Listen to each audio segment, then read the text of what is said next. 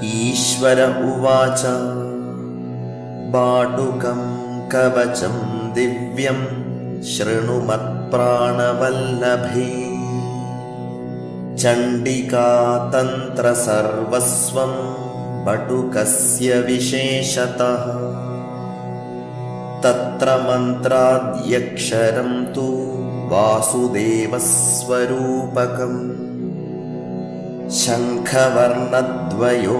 Brahma बटुकश्चन्द्रशेखरः